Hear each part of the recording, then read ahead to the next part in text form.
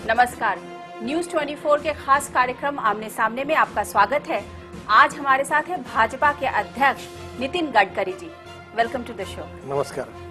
नितिन जी, अयोध्या पर फैसला आने के बाद लखनऊ बेंच के, अब आप किस नजरिए से देख रहे हैं इस पूरे फैसले को? हिंदुस्तान के इतिहास में एक फैसला जो ये है, ये निश्चित रूप से एक ऐतिहासिक फैसला है। जहां श्री राम प्रभु रामचंद्र का जन्म स्थान है, उसके बारे में विवाद चल रहा था। लगभग तीनों जजेस ने जो निर्णय दिया है, उन्होंने जो श्री राम जन्म स्थान के बारे में जो निर्णय किया है, वो मन को समाधान देने वाला है और मुझे लगता है इसका स्वाभाविक आनंद हम सबको हुआ है। रही बात, मैं ये मानता हूँ कि प्रभु रामचंद्र का भव्य मंदिर वहाँ बनना ये कोई सांप्रदायिक प्रश्न नहीं है या केवल हिंदू समाज का ही प्रश्न है, ऐसा मुझे लगता नहीं। हमारी विरासत, संस्कृति और इतिहास से जुड़ा हुआ ये मसला है और मैं ये मानता हूँ कि प्रभु रामचंद्र जी हमारे संस्कृति और विरासत के प्रतीक हैं और ऐसे इसमें हम सब लोगों ने मिलकर, मैं मुस्लिम समाज के हमारे बंधुओं को भी आह्वान करता हूँ कि हम सब ने मिलकर अगर वहाँ भव्य मंदिर निर्माण करने में सहयोग दिया तो राष्ट्रीय एकता और एकात्मता का एक नया अध्याय शुरू हो जाएगा। जो बातें बीती है उसको छोड़ देना चाहिए और इसकी नई सी शुरुआत हो जाएगी और एक अच्छी शुरुआत होगी, ऐसा लगता है। आज भाजपा के अध्यक्ष का बहुत ही रिकंसिलिएटरी टोन है, ऐसा क्यों? क्या आपको लग रहा है क्या कि मुद्दा आपके हाथ से निकल गया और इसका डिसीजन जो है वो एक कोर्ट ने दिया? तो जो भाजपा इतने सालों तक कहती रही और सत्ता में भी आई कि राम का मंदिर हम वही बनाएंगे, तो वो जो पिच थी, वो पिच कहीं ना कहीं खो गई, अब खत्म हो गई। मुझे लगता है कि कुछ सवाल ऐसे रहते कि उसके तरफ केवल राजनीतिक दृष्टिकोण से नहीं देखना चाहिए। हमारे लिए राजनीतिक फायदा हो या नुकसान हो, ये सवाल महत्वपूर्ण नहीं है और मैं इसको राजनीतिक सवाल भी नहीं मानता। जो निर्णय मिला है वो निश्चित रूप से अच्छा है जी। लेकिन गडकरी जी, जो भाजपा का आज स्वरूप बना है, उसमें राम मंदिर का मुद्दा बहुत ही इम्पोर्टेंट उसने रोल प्ले किया है। आडवाणी जी ने भी उस वक्त हमेशा इस बात को कबूल किया है कि राम जन्मभूमि का जो मुद्दा है वो उनके लिए राजनीतिक दृष्टि से सबसे महत्वपूर्ण मुद्दा उनके खुद के पॉलिटिक्स के लिए और देश की पॉलिटिक्स के लिए और भाजपा की पॉलिटिक्स के लिए रहा है। आज अगर आप लोग उस मुद्दे को अब छोड़ रहे हैं या उसे दफन करने की कोशिश कर रहे हैं, तो ये सवाल तो उठेगा। आप जो कह रही है वो बीता हुआ इतिहास है। ये बात सच है कि इस मुद्दे को उठाने के बाद भारतीय जनता पार्टी में उसका एक राजनीतिक फायदा भी हुआ था और एक निश्चित रूप से भारतीय जनता पार्टी एक पीच पर भी पहुंची थी। आज भी ये मुद्दा हमने छोड़ा नहीं है, ना हमने उसको दफन किया है, ना उसको समाप्त किया है। और कुछ बातों के बारे में अगर आप मुझसे पूछोगी तो राजनीति का जो होना है वो हार या जीत से भी ज़्यादा कुछ चीज़ें महत्वपूर्ण होती हैं और कुछ चीज़ें राजनीति में भी राजनीति न देखते हुए उसके बारे में सोचना चाहिए। मैं तो चुनाव का कम सोचता हूँ, मुद्दों का ज़्यादा सोचता हूँ। चाहे फ़ायदा हो चाहे नुकसान हो, इस प्रकार का विचार उन्हें कभी किया नहीं है। भव्य मंदिर निर्माण हो गया, इसका चाहे जिसको फ़ायदा लेना है लो, जो करना है करो, पर हमको समाधान है कि हमारा एक सपना पूरा हुआ है, पूरा होगा और एक शांततापूर्ण रीति से भाईचारा को कायम रखते हुए सबको साथ में लेकर अगर ये हमारे संस्कृति, विरासत और श्रद्धा का प्रतीक मंदिर बनता है तो ये समाधान का है। इसका राजनीतिक फायदा और नुकसान के इसमें मैं जाना भी नहीं चाहता हूँ और सोचना भी नहीं चाहता हूँ। तो क्या हम कह सकते हैं कि नितिन गडकरी के लीडरशिप में भाजपा का चाल, चरित्र और चेहरा तीनों अब बदल गया है? चाल, चलन, व्यवहार, चरित्र जो कुछ था भाजपा का, वो कल था, वो आज है और आगे भी रहेगा।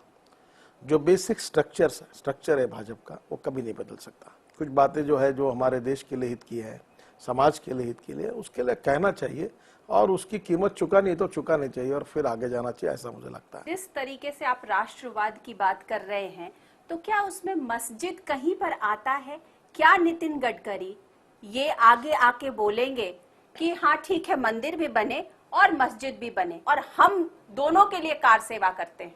बिल्कुल सही बात है। ये निर्णय आने के पहले ही, इसके पहले मैं कह चुका हूँ कि ऐसे जो मंदिर जहाँ बनेगा उसको, उस मंदिर की पंचक्रोशी की जो जमीन है उसको छोड़कर दूसरी जमीन जो होगी, जो शरीर के तीर पर बाजू में है, अगर उसी में अगर भव्य मस्जिद का निर्माण होता है तो भारतीय जनता पार्टी मस्जिद निर्माण के लिए भी शुभेच्छा देंगी, सहयोग करेगी।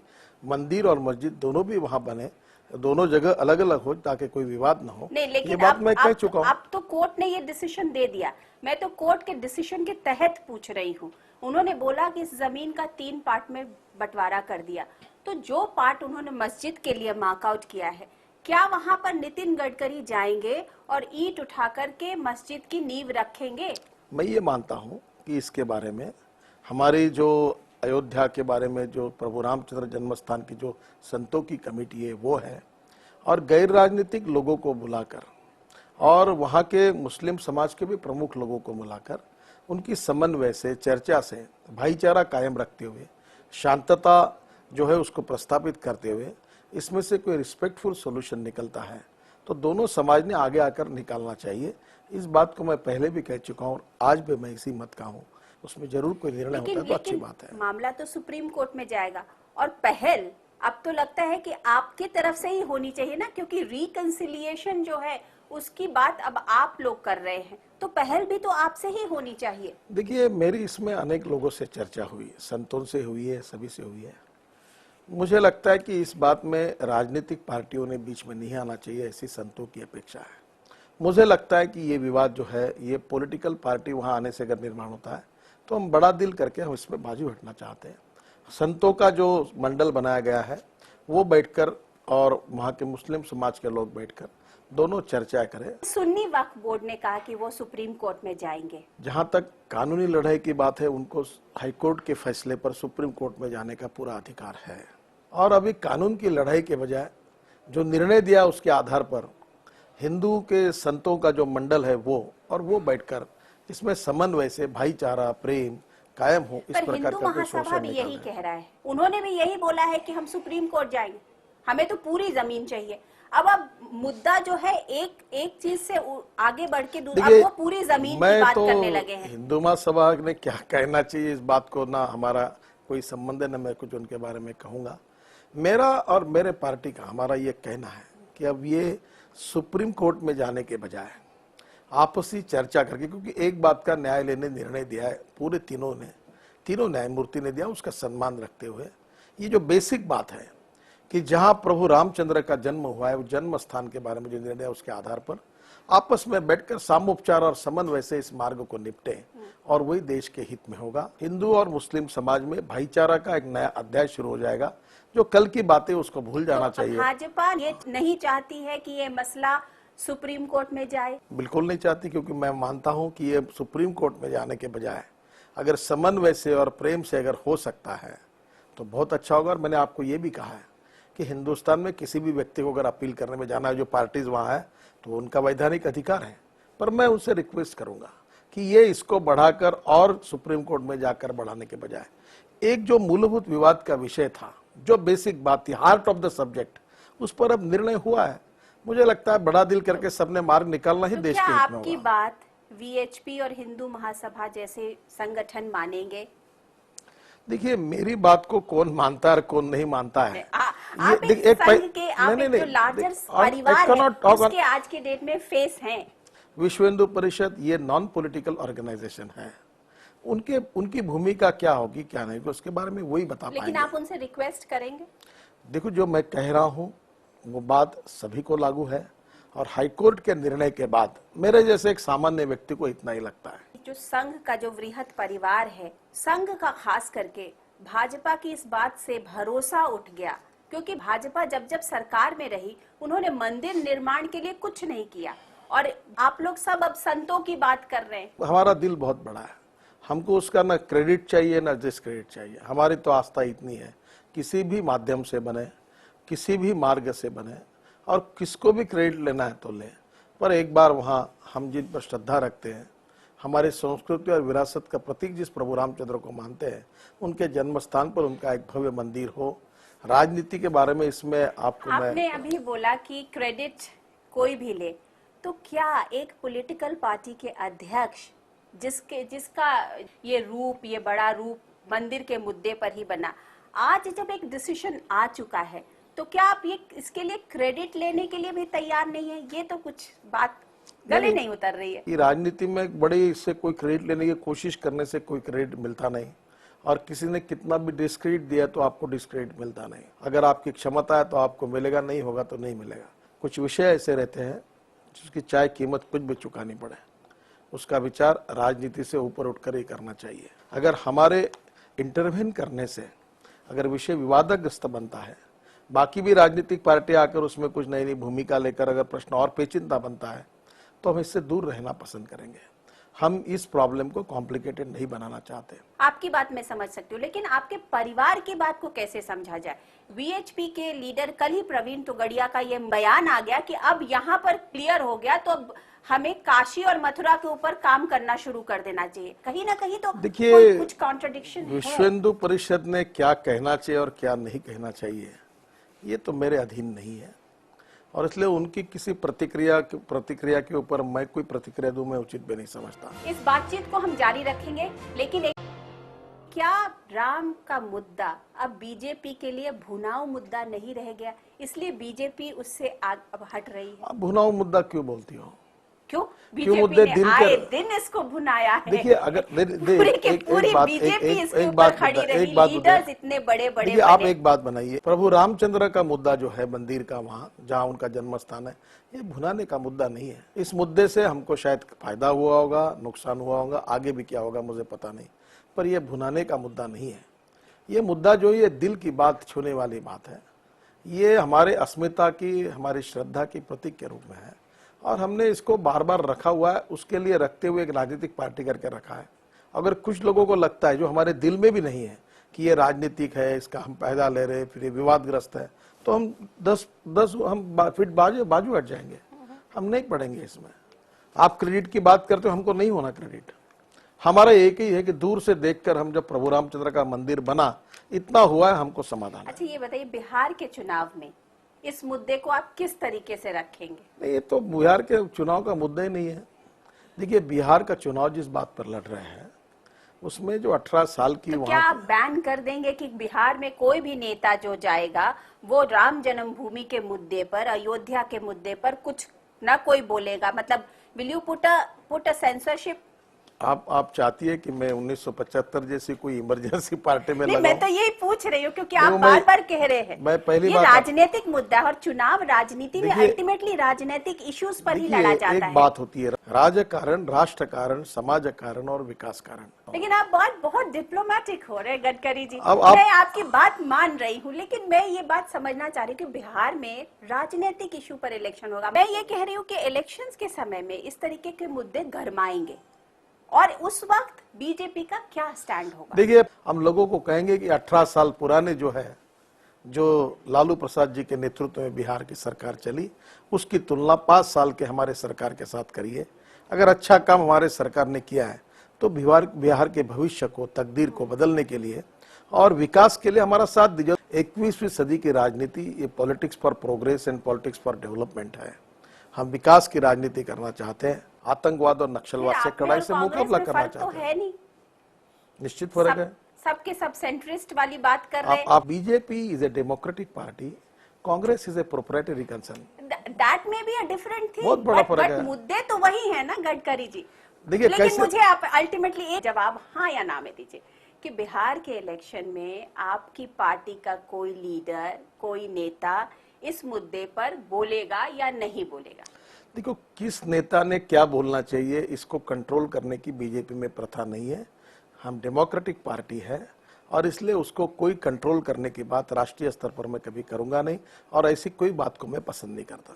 पर बिहार की बात पार्टी अध्यक्ष सर के अगर आप मुझे पूछते हो तो वो बिहार के विकास पर का मुद्दा है, उसी को लेकर हम मतलब ये कहा जा सकता है कि आप लोगों के लिए ये मुद्दा अब कारपेट के नीचे चला गया। आपको ऐसा लगता है कि एक आधे मुद्दे को राजनीति में जब पार्टियां उठाती है तो वो कारपेट के ऊपर है, और उसको बोलती है कि हम इसकी राजनीति करके इसको उपयोग नहीं कराए तो वो कारपेट के नीचे गए। 20 सालों से ये मुद्दा आपके हर इलेक्शन के मैं कह रहा हूँ ना, हर उसमें छाया रहा। आज आप सडनली जब बोलेंगे तो लोगों को उसको एसिमिलेट करने में आपको कहाँ छुपा रहा हूँ, मैं कहाँ छुपा रहा हूँ। भारतीय जनता पार्टी चाहती है कि प्रभु रामचंद्र का जन्म स्थान जो है वहां पर एक भव्य मंदिर का निर्माण हो। ये मुद्दा मैंने इंदौर के पहले भाषण में कहा था, ये मुद्दा मैंने बाद में भी कहा और ये मुद्दा मैं आज भी कह रहा हूँ। लेकिन आगे ऐसा कौन सा मुद्दा होगा जो बीजेपी के लिए ड्राइविंग फोर्स होगा, क्योंकि एक इमोशनल इशू आज आपके हाथ से निकल गया। आप ऐसा क्यों कहती है मुझे समझ नहीं, नहीं, इस इसलिए देश के क्योंकि हिस्ट्री इज सेइंग देखो जो मैच्योरिटी की भूमिका मेजर पॉलिटिकल पार्टी ले रही है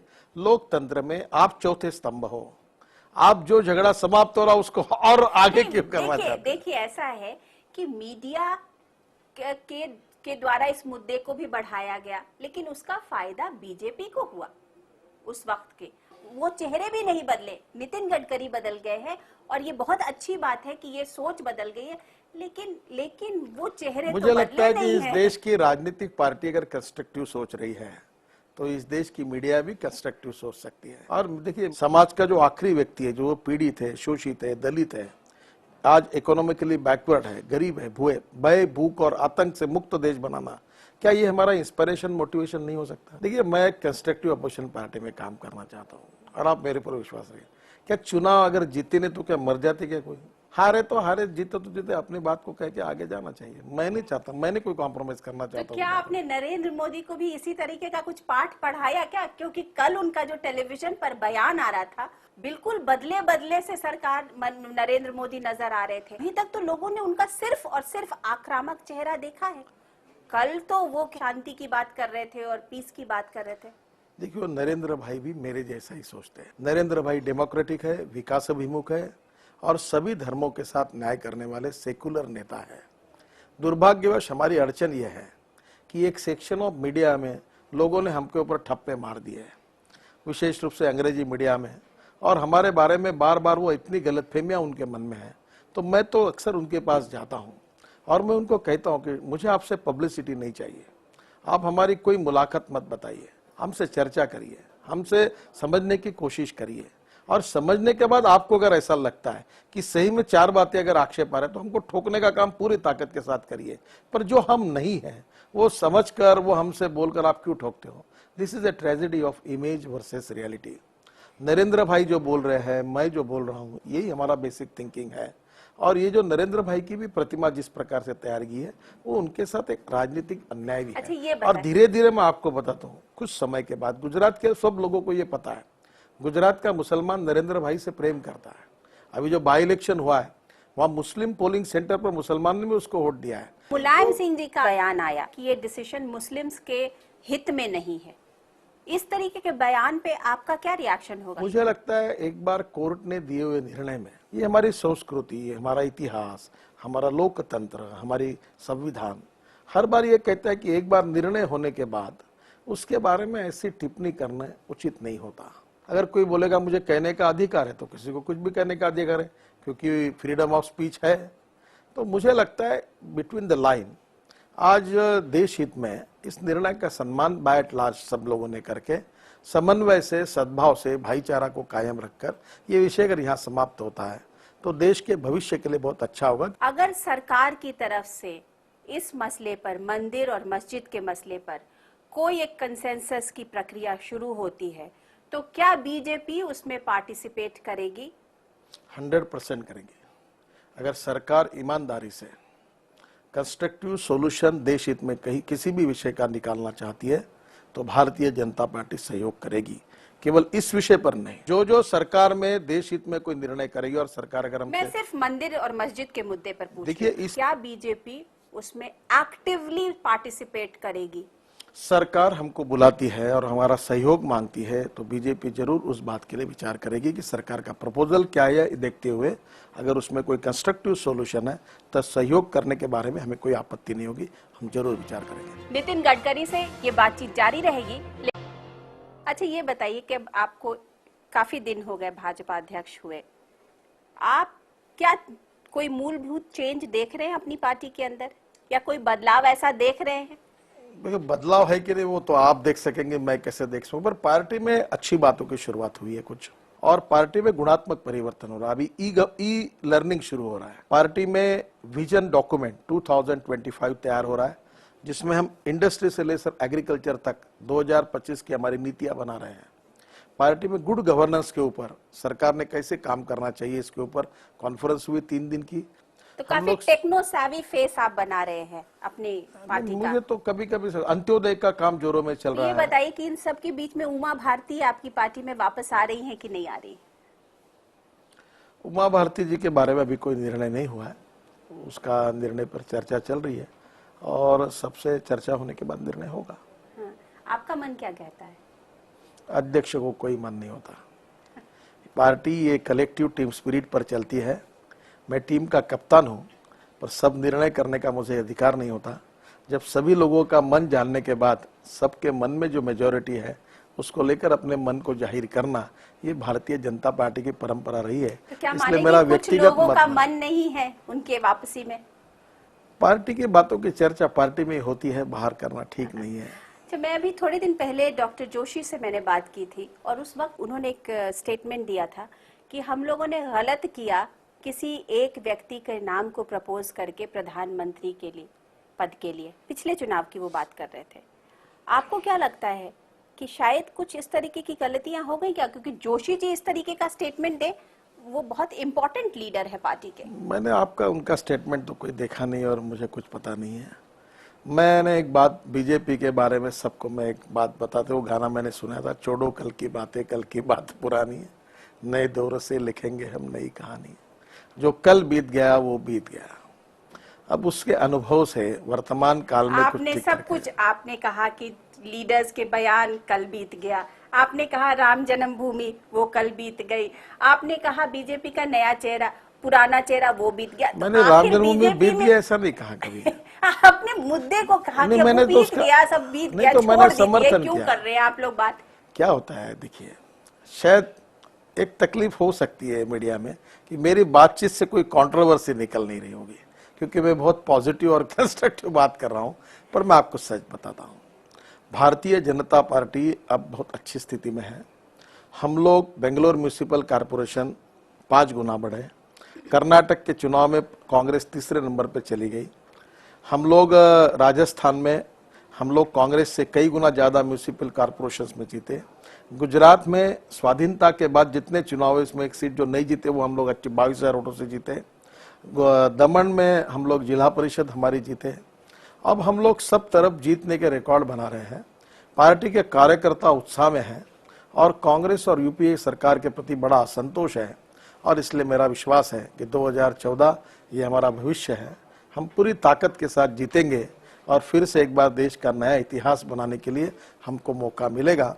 ये मेरा भी नहीं, हमारे कार्यकर्ताओं का विश्वास है और इसमें हम यशस्वी होंगे, ऐसा मुझे लगता है। तो ये थे नितिन गडकरी आमने सामने।